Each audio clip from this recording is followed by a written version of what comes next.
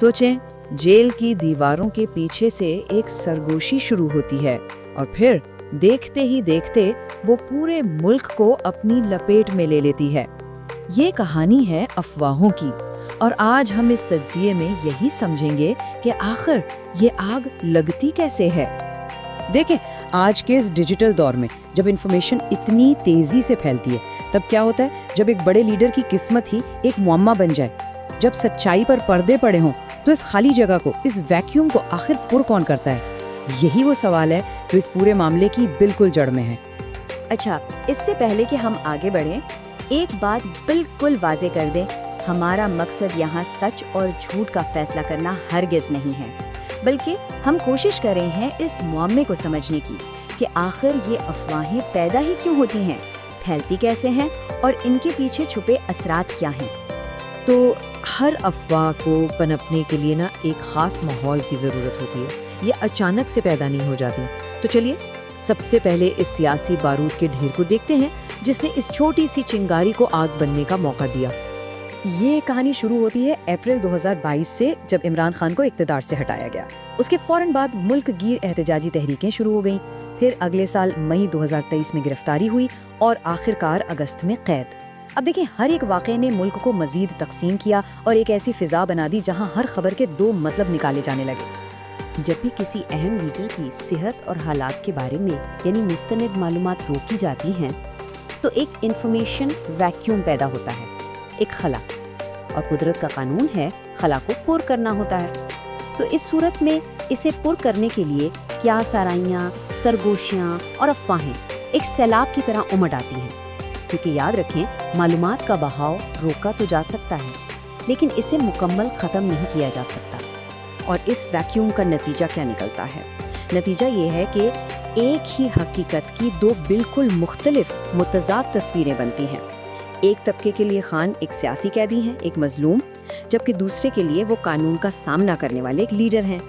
जब माशरा इस हद तक तकसीम हो जाए ना, तो फिर सच्चाई खुद एक मुतनाज़ा चीज़ बन जाती है। तो सवाल ये है कि ये अफवाह की आग लगती कैसे है?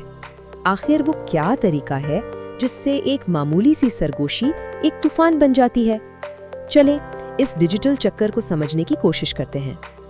देखें, सब कुछ एक छोटी सी चिंगारी से शुरू होता है। सोशल मीडिया पर कोई एक गैर मुसद्दका दावा, बस फिर आते हैं एल्गोरिदम्स और पुरजोश हामी, वो इसे ईंधन फराहम करते हैं और फिर ये एक आग की तरह फैल जाती है। जब तक सरकारी तौर पर इसकी तरदीद आती है ना, तब तक बहुत देर हो चुकी होती है। और मज़े की बात यह है कि अक्सर ये तरदीद शुकूक व शुबहात को कम करने के बजाय उल्टा और हवा दे देती है।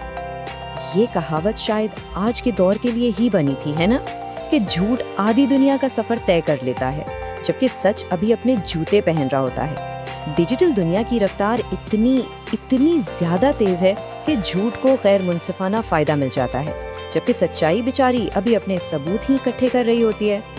तो ये समझना ज़रूरी है कि ये अफवाहें सिर्फ सोशल मीडिया की जीनत नहीं है, नहीं, उनके हकीकी दुनिया में बहुत गहरे, बहुत संगीन असरात होते हैं। तो चलिए अब देखते हैं कि इस मालूमाती जंग की कीमत आखिर कौन और कैसे चुकाता है। और ये सिर्फ बातें नहीं हैं, ये हकीकत है। जब इदारों पर से अवाम का एतमाद उठ जाता है, जब माशरा तकसीम दर तकसीम होता चला जाता है और जब सच्चाई खुद एक हथियार बन जाती है, तो इस मुल्क की बुनियादें कमज़ोर पड़ जाती हैं।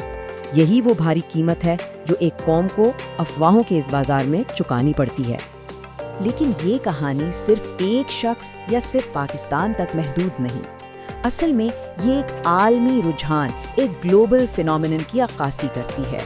आज पूरी दुनिया में इंफॉर्मेशन को, मालूमात को एक हथियार के तौर पर इस्तेमाल किया जा रहा है। किस लिए? राय आमा को बदलने के लिए, माशरों को तकसीम करने के लिए और सियासी जंगें जीतने के लिए।